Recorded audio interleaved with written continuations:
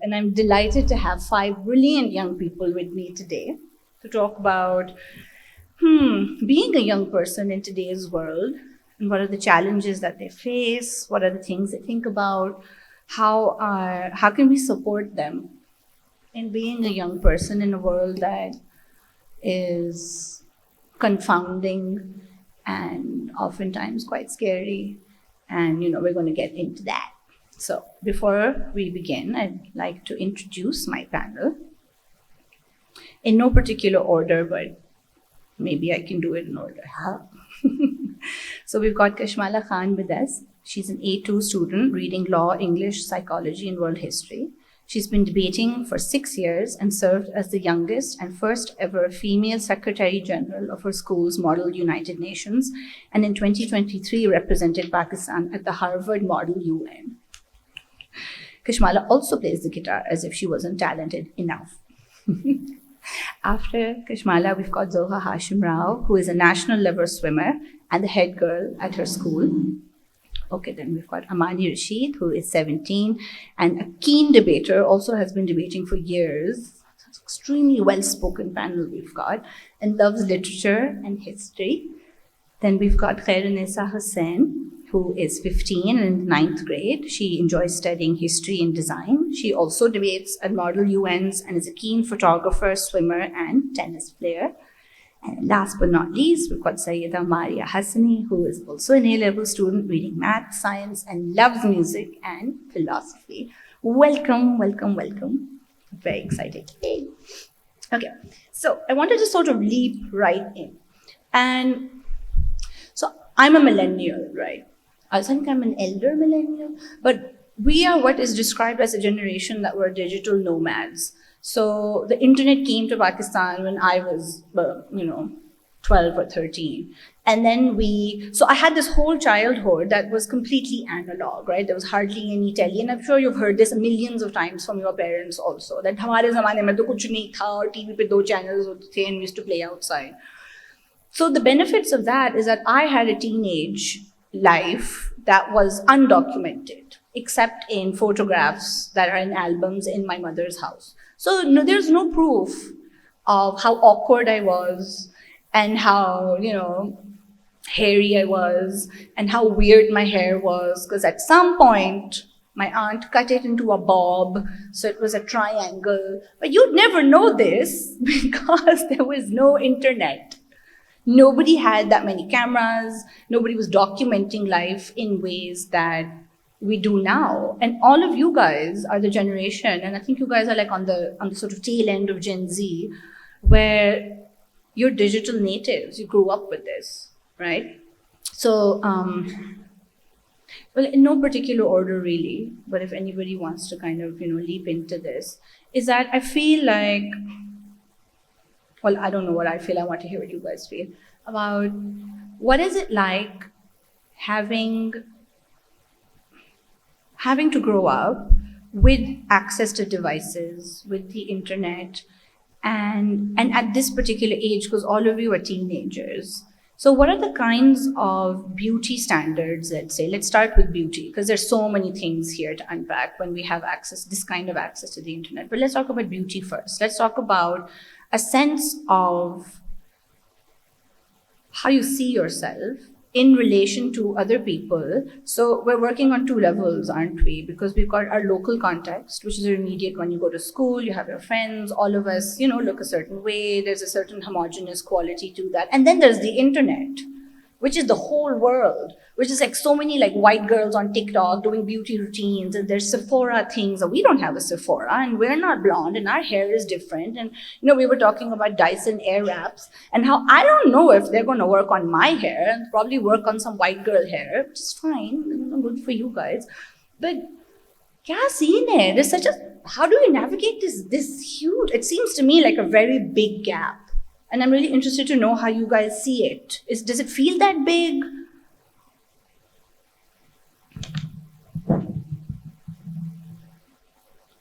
Shall we tap it? I don't know. Hello. Yes. So I grew up with like Michelle Phan. I don't know if any of you are aware of that YouTuber. but like she was the pioneer of makeup tutorials on YouTube. And me and my elder sister like grew up watching those tutorials. And like from a real young age, we were taught like how to do makeup, how to look good. So I think like those kinds of pressures were brought about and prevalent at a really young age. And so we were constantly conscious of what we look like and how we should be like. But especially like on like media, like Pakistani dramas, etc. There was this always like fair woman who was Yeah. taught to be like the beauty standard, and like who should be the role model for what should be followed and what we should look like. So I think like those kinds of social constructs really like taught us what to look like and how to act like, which is why I think like those were the real pressures that we grew up with. I'd like to also hear like how other people like grew up and what kind of pressures they were put under as well. I think to also add on to what Maria just said in terms of beauty standards, I feel like even in Pakistan, brands such as, like brands who basically advertise like fairness creams or like beauty creams to like push this idea that, you have to be fair to be presentable or acceptable in society. So I think that also adds on to like beauty standards in our society as well, and the pressure like faced especially on women to like look a certain way and present themselves in a certain way. Yeah, I think that all of that's very true, but I also think that like adding on to that, like one thing that you were basically talking about how our culture is kind of shaped by the West these days. I think that one thing that's very like prevalent in today's society is that we all have these little subcultures that we kind of form, and I think that the internet influences them greatly, because like you said, like when you have no documentation of what you look like at a certain point or what you were like as a person, then it's much easier to kind of live your life a little more freer. And I think that that's also very true, because I remember the minute that I got onto social media, I felt a huge change. I was happier as a person if I was fitting into like a certain idea that a certain idea of like what a girl should be like what a girl my age should be like. And I think that that's something that's greatly shaped by the Western culture, but I think that it translates differently into different groups in society, and I think that all of that varies depending on like what school you go to or where you live in the world and all of that. So I do think that like to a certain extent we are able to, and I think that this is one benefit of social media as well. I think that to a certain extent we do kind of mix our own culture with that Western culture, but then at times you do kind of get lost in it, where you don't really know how to navigate all of it and figure out where you stand. So yeah, I do think that there is a great influence, and I do think that like social media does make you a lot more conscious of like yourself as a person.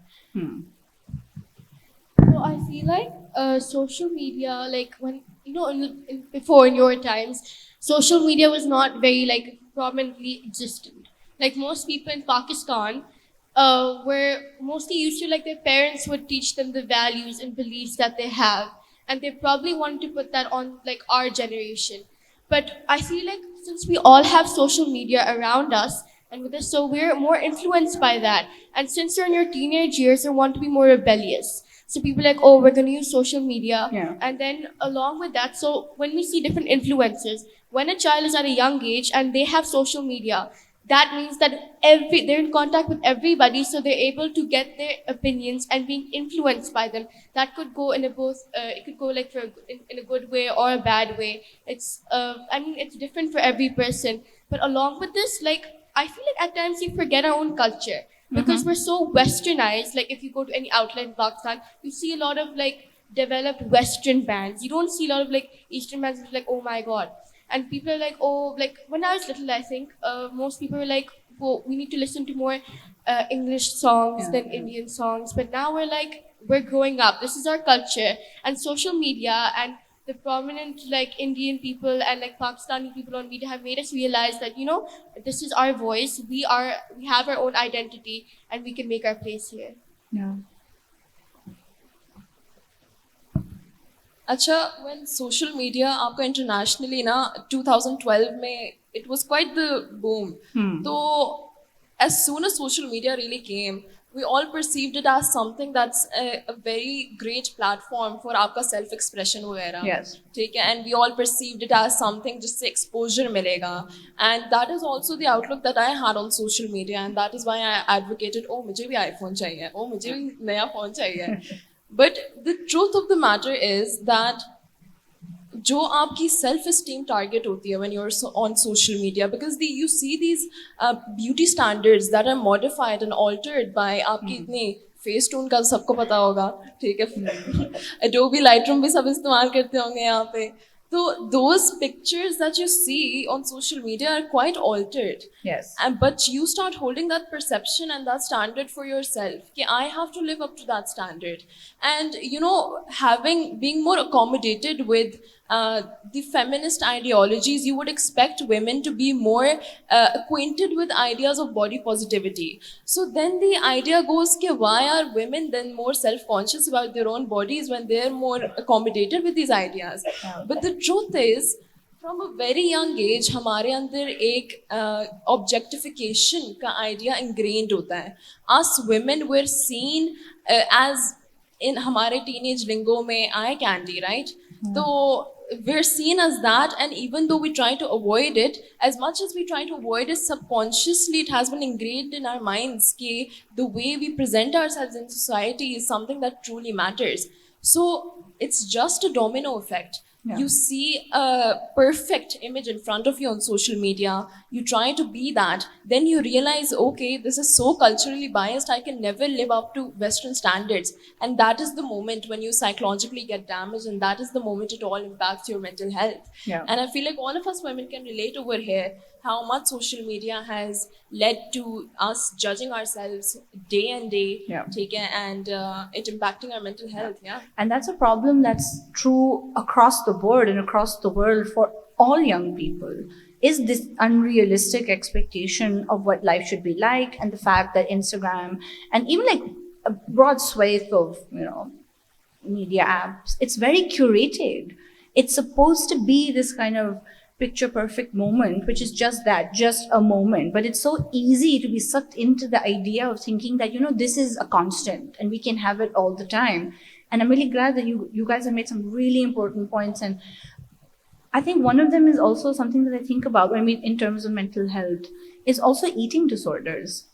I think Amani, you were talking about this with me before, about, again, and it ties into this this desire to fit in, this desire of thinking that this is what I'm supposed to look like, and not being allowed or given the space to kind of figure it out for yourself, that this is my body, this is who I am, and learning to be confident in that. And it's already so difficult. Being a teenager is already such a scary and weird time, and things are changing and you feel weird and all sorts of things are happening, and there's a padhaiya, and again, like everything has just kind of really blown up and become much more intense. Like when I hear you guys talking about the subjects that you take, for example, I think I took like 2 less, and you guys are taking like 2 more than what I did 100 years ago, and the pressure to get into college and the pressure to get into the right college. But we had it too. But again, I don't think that we had that much access. I don't think that my parents knew so much about college that I do now, and then will be like, apply here, do this, do that. So I think that most of this is because of the way social media is made. Now, before, and I think in your time, it was very new, so there was very limited it had very limited features to it. But nowadays, it's modifying over the years. So now, before we probably didn't have reels, but now we have reels. So Yeah. basically, I feel like how we keep on scrolling through reels. So these alter a person's dopamine levels, and that's responsible for your happiness. So that's why you see why people are more depressed. They have more anxiety, and so basically, if you do your research, most women when they when they're teenage years, they have a higher level of like hormones, and because of their and also like levels of anxiety and depression and all of that, like, and with the social media and high cortisol levels, which are because, like, for example, if we're using reels at night at 2 a.m., our cortisol levels are high. So therefore, like the your depression and your anxiety levels will automatically increase. And then along with that, the standards that are created in social media all contribute to the changes. Yeah. And like adding on to that, I think one thing that all of that really translates into, that anxiety, etc., I think is basically the fact that, like you said, social media, when it initially started, it was about self-expression. But I think that it's gone to a point where, like, at least for like younger people, it's no longer about self-expression. It's about fitting into a certain idea. So like, I don't know, and this is just an example, and I don't know if this is just me or if everyone else does it, but like, I like to remove people from like my social media or my story like before posting something, because I don't, it's about the way people perceive you, so you become a lot more conscious about that, and it's no longer about self-expression. It's about again, just fitting into something. But then there's just so many different ways you can do that, and then there's just so many different things that like people want to see. So someone else might want to see something, but then you have other people who might want to see something else. So then you're constantly like in this struggle to be something that everyone else wants for you. Yeah. And that also sounds like being in this very public space. There are also a lot of challenges around being present in that space, but also figuring out ways to protect yourself in that space, and finding safety and boundaries in negotiating this very public space, because the internet essentially is this very public space, and it's a scary space as well. And Khairunisa, maybe you can tell me a little bit about this. Like, I've noticed that a lot of, if I see this in photographs that you guys take, and a lot of times you'll have your hand in front of your face. And I find that very cool. I find that so smart, where you guys are then able to, you've kind of evolved in these really cool ways. It looks kind of funky to me. It's just like, you got your phone in front of your face when you take photos. So you are participating, you're taking your photos, you're hanging out with your friends, you're uploading stuff, you're putting stuff on your stories, but you're also protecting yourself.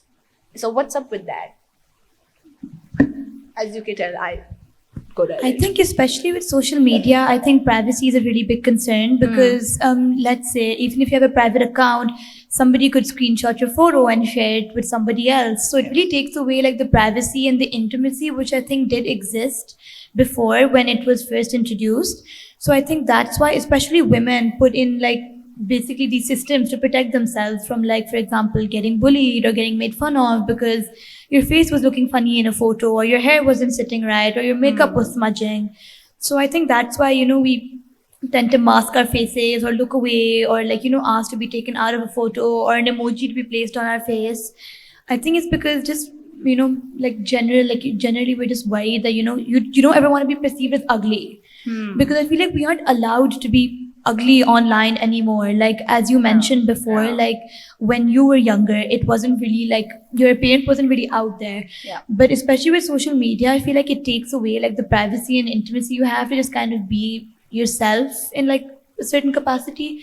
So I think that's why we do these things. And I think I can speak for like most of the people on this panel, where insecurities do exist, especially on social media, because everything is so filtered and edited, and these toxic beauty standards. I think even adding on to the eating disorder point you brought up earlier, especially with toxic diet culture being pushed so heavily on social media, that you should be doing keto and you should be eating this and cutting down on your carbs, especially from such a young age, or that, you're overweight or you're underweight, or like, you could never be like the perfect image that's always portrayed on social media, especially with, people who are stick thin and like all the clothes fit them perfectly and they look perfect at every angle and every photo.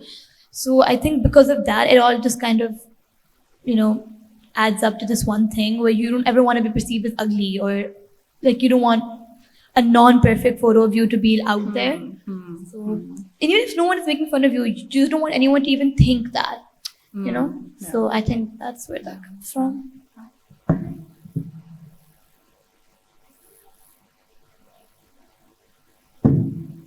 खरीद को ले लो. And I think like all these changes like are coming like really early on, because I think it was like grade 8 when I realized like I looked different from the rest of like the perfection I was exposed to. Because I think that was the time when I realized maybe my calves are bigger than the rest of the girls I see on the internet or in like the media. And that's when I really started restricting like my food intake even. It came to the point that I had a really disordered eating pattern. And I think these are the very tangible impacts where it doesn't really stop at the point of mental health. It goes beyond the bounds of mental health, where it's really affecting your physical health as well. And when you've like been exposed to these kind of disordered eating patterns, I think it affects the rest of the spheres of your lives as well. And I think that we should discuss like COVID as well during these, during this whole time, because I reached my adolescence during this time of COVID.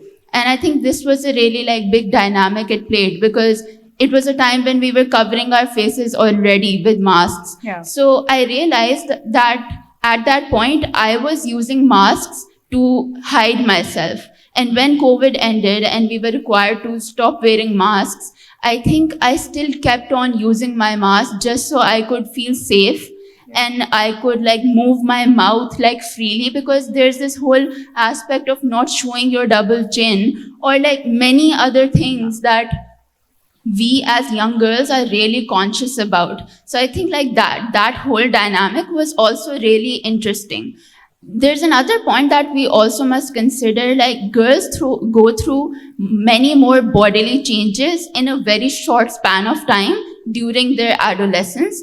And which is why like during COVID, all these changes happening was a really interesting mix of factors that were playing into our mental and physical health as well. So I'd really like to discuss that point as well.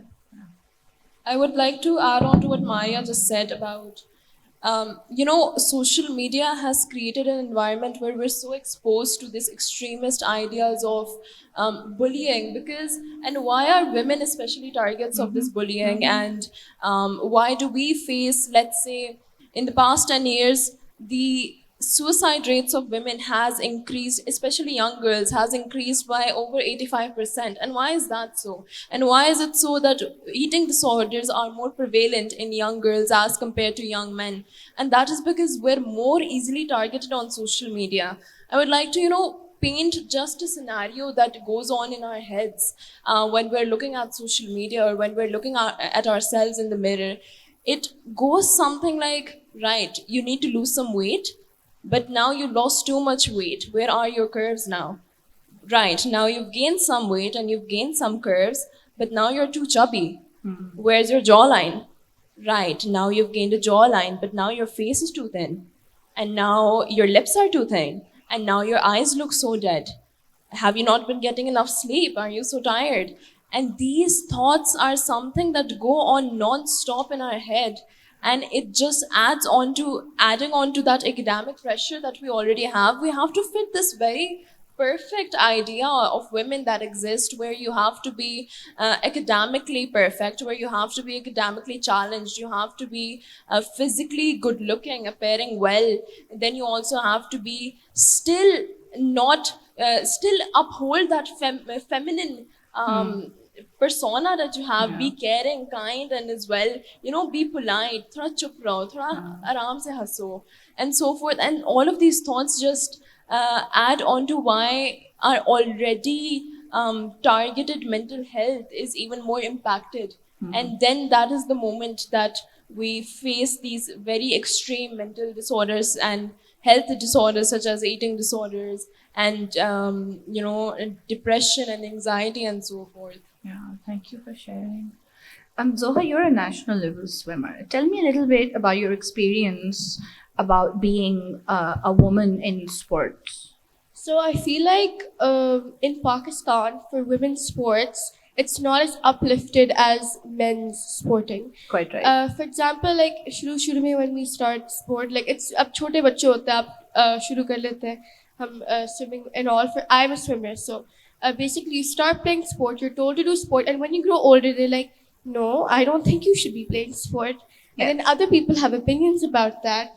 And then along with that, even if you look at the board for sports, men are more favored in that sense. And like for example, when they're funding women's sportsmen, it's very less. And there's compared to the men's sporting events, but there, if you look at the potential that all of these women have, they for example like I know some swimmers who wake up at 5, they go swimming for 2 hours, they come back from school, and they have their mocks, they have their CIs going, and they still have to go at night and do 2 hours or more swimming, and they spend their entire year doing this with that exact routine and all of this, and they work so hard, and then and all the work that they do is not paid off because the opportunities are coming. The board is working so hard for them, but it's just the funding and the sponsors and all of that matters that comes in as the problem. Yeah, and this idea that sports are for boys, and I don't think it's a coincidence that all of you are debaters, which is something that you do with your brains and with your speech, but there aren't that many sportswomen here, or that you're playing sports, but for your own, so as like a hobby or for fun, It's also that like and the self-consciousness around it as well. it's also that I think when I started sport because it gives you discipline. It's very important for a person at a very young age. If they develop discipline, they can be able to do or combat anything in their life. And that if you learn that sense of discipline and a competition, and you learn to take these aspects helps you in your life as a whole. So it's important for women and men because most absolutely. women, if they don't play, not in sport, they need to do some type of physical activity so they don't have like other health issues. क्योंकि हम तो घर पे बैठे रहते हैं, कुछ बच्चे ऐसे होते हैं जो घर पे बैठे रहते हैं, they don't do all of that, or they're told not to go out in that way. But I think it's physical activity and all these aspects are very important. Otherwise, it can lead to other physical problems, especially for women, because we have like certain hormones and we have a certain type of diet that we're supposed to continue. And absolutely. It doesn't And work it's by just- starving yourself. We're supposed to make it.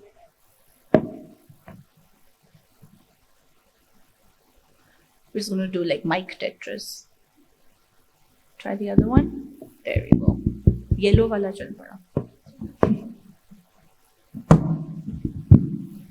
I think to also add on to Zoha's point about sports, I think especially with like girls, this happens even in school. It's like the boys will be playing cricket, and so the girls can play badminton, or the girls can just sit on the side and play Ludo while the boys play football or basketball or cricket.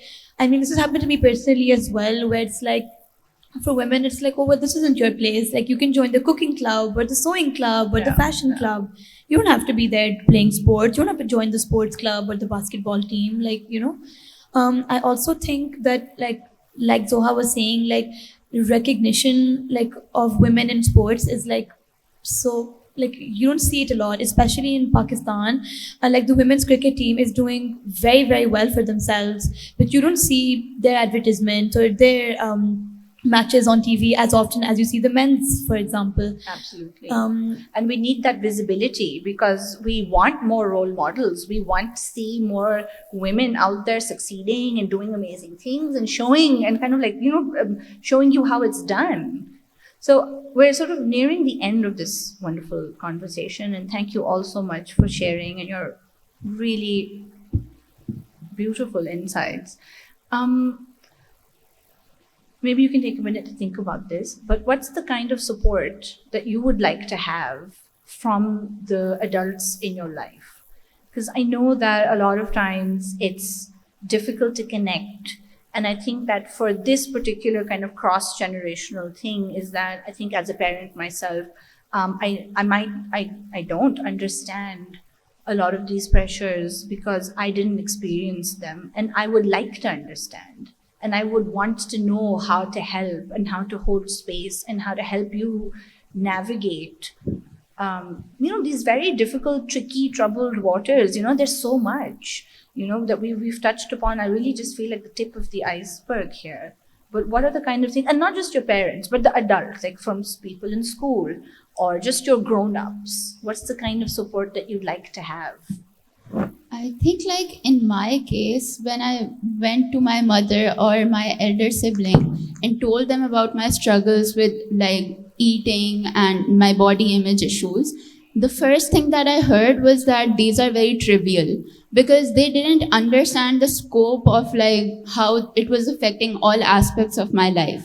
So I think understanding is what we need, or maybe like them trying to understand how teenage life goes about, because I think that would help them kind of fathom to like what extent these problems are prevalent, and them kind of going to trying to help us out. Because when I asked for like therapy even, they were very dismissive of the fact that you don't need it, you just need to be shouted at so that you can change and turn a new leaf. But I think that was not the solution to this problem. So I think them trying to understand and trying to go to all levels to help their child is something that is very much needed and the need of the hour, I think. I think that one thing that I think that anyone like older can attest to is the fact that like things like talking about body image, etc., or like body shaming, etc. These were very normal things like a couple of years ago, and they aren't anymore.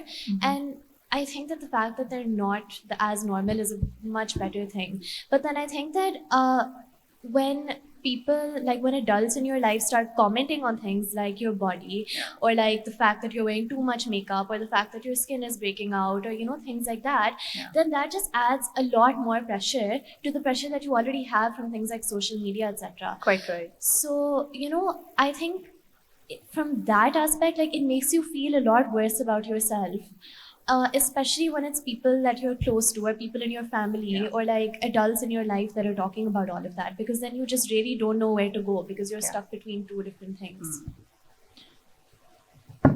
Also, I think we also consider like our family or our close friends or close loved ones like our safe space. So I think it also like when they, like for example, Amani was saying that when they comment on things like your body or your skin or your hair or how, you know, lifeless you're looking one day, I think that also adds a lot more pressure. It's like, especially since it's coming from somebody like who you consider to be like part of like your close circle.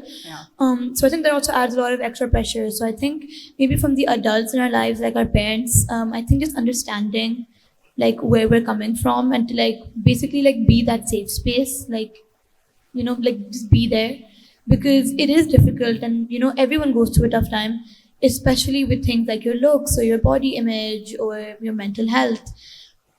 So I think not being so dismissive, like Maria was also mentioning earlier, and just being a little bit more understanding, and like understanding where we're coming from with certain things, instead of just being like no, And you know, not maybe freak like out. exactly, like maybe like try understanding the like problem at hand, then going with that. Like obviously change isn't like a sudden thing that can, you know, just happen in like a second. So I think like it just takes a little bit of cooperation and understanding. So, Okay, great. So,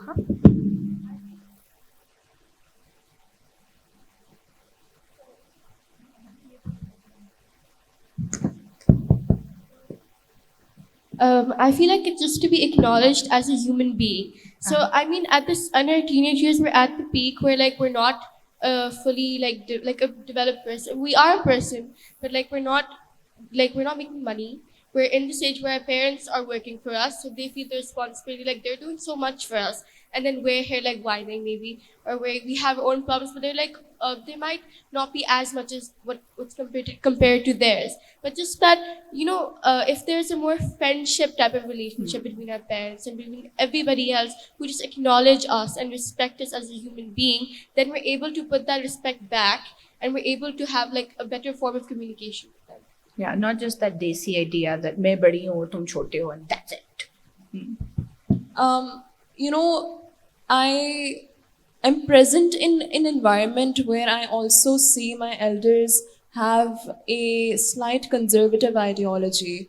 And what that causes is the moment you turn to them in times of need, they perceive you as the ableist in the situation. And they perceive you as, it's almost like a heuristic that they automatically link your struggles to you yourself enabling them. And it challenges you because then you start to restrict your own feelings within yourself. And I feel like for elders, what we need you to understand is, and especially parents who are perhaps in their 40s and 50s, what we really require as teenagers and especially young girls is to understand that we're now in an environment jahan pe, even if it's not our fault, Yeah. right, we still face challenges. Even if we're not enabling something, we still face the stigma, we still face the stereotype, we still face the objectification, we still face the catcalling.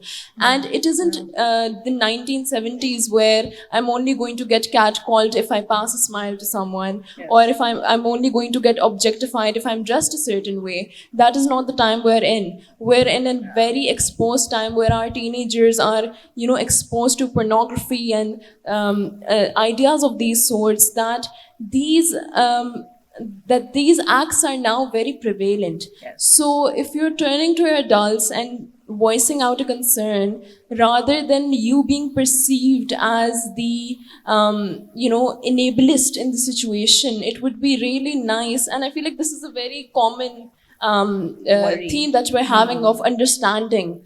Understanding and initially listening to what that child has to say before forming perceptions of what might have happened, because initially all that child needs is support, and then we can maneuver around how to resolve those issues. So all a child requires is for you to listen first and be there for them and be that support and backbone of theirs. Yeah, that's what I think our generation requires from adults. Thank you.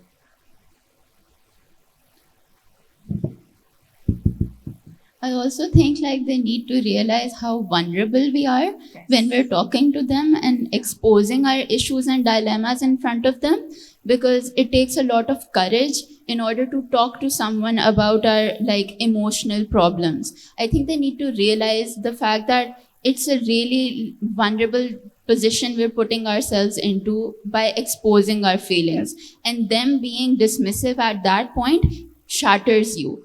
And I think all we are looking for is validation, because sometimes in our friend groups we have people that we cannot be very like close with, or maybe we don't have friends. Yeah. At that point, when we're talking to them, I think all they need to do is validate our feelings. And even a few words of encouragement and consolation is all we need. We don't need them to invest millions in art therapy or like do any sort of other investments into us, but also we just need like words of advice. We just need an ear that listens to us. And I think that's the biggest help here. Lovely. Thank you so much.